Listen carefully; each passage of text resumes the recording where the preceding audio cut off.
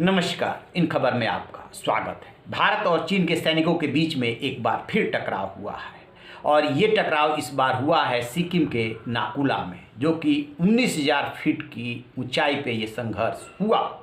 दोनों देश के सैनिक आपस में भिड़े हैं। चीनी सैनिक भारतीय क्षेत्र में घुसने की कोशिश कर रहे थे। दरअसल चीन की ये पुरानी नीति है कि इंच इंच करके कब्जाओ, जरा सा भारत लापरवाह हुआ नहीं या उधर उसका ध्यान वहाँ से कहीं दूसरी जगह शिफ्ट हुआ कि चीन जो है ज़मीन कब्जाने के लिए चला आता है। एक तरफ पूर्वी लद्दाख में समस्या के समाधान के लिए 9वें दौर की कोर कमांडर लेवल की मीटिंग हुई संडे को और 17 घंटे तक मीटिंग चली। मीटिंग बेनतीजा रही क्योंकि भारत साफ साफ कह रहा है कि चीन को पहले हटना होगा, क्योंकि शुरुआत उसी ने की है और चीन चाहता है कि पेंगोंग के दक्षिणी छोर पे भारत ने जो कब्जा जमाया है पहले भारत हटे। भारत कि हटने में कोई दिक्कत नहीं है, चीन अपनी विश्वसनीयता खो चुका है, इसलिए भारत पहले क्यों हटे।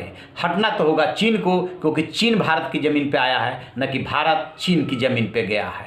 और इस बीच आपने ये भी खबर पढ़ी होगी कि बेस कैंप से उसने 10,000 सैनिकों को कम किया है, लेकिन जिस दौरान उसने इन सैनिकों को कम किया उसी दौरान सिक्किम में उसने नया मोर्चा खोला और नाकुला में 19,000 फीट की ऊंचाई पर भारतीय क्षेत्र में कब्जा जमाने की कोशिश की, जिसका कि भारतीय सैनिकों ने विरोध किया और इसी दौरान झड़प हो गई। बताया जा रहा है कि इस झड़प में 20 चीनी सैनिक घायल हुए हैं। चूंकि किसी भी हथियार का इस्तेमाल नहीं हुआ, इसलिए किसी के मरने की खबर नहीं है। भारतीय पक्ष की तरफ से भी 4 से 5 सैनिक घायल हुए हैं। ये है चीन का असली चेहरा।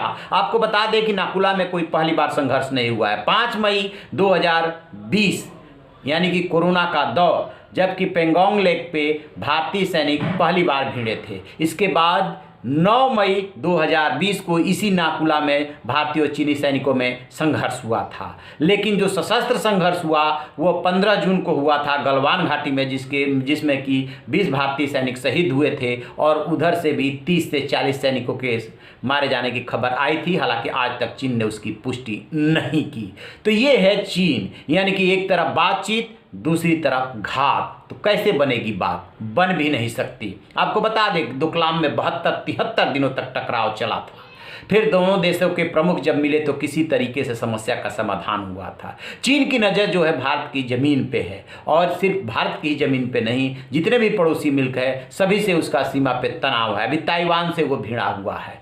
तो ये है चीन। अब ऐसे में कैसे उम्मीद की जा सकती है कि भारत और चीन में वार्ता से कोई समस्या का समाधान निकल आएगा? जब रोज चीन की नज़र भारत की ज़मीन पर लगी रहेगी, संघर्ष करता रहेगा, तो समाधान निकलने की उम्मीद नहीं है। समझा जा रहा है कि इसी क्रम में प्रधानमंत्री नरेंद्र मोदी ने कहा था कि जब भी ऐसे मौके आएंगे भारत अपना पराक्रम दिखाएगा, मुंहतोड़ जवाब देगा, और भारत ने चीन को मुंहतोड़ जवाब दिया भी है। लेकिन इतनी लंबी सीमा है और इतनी लंबी सीमा पे भारत को हर समय मुस्तैद रहना होगा, क्योंकि ड्रैगन अपने आदत से बाज नहीं आ सकता। तो आप रहिए ना बेखबर, देखते रहिए इन खबर। Thank you. इन खबर चैनल को सब्सक्राइब करें।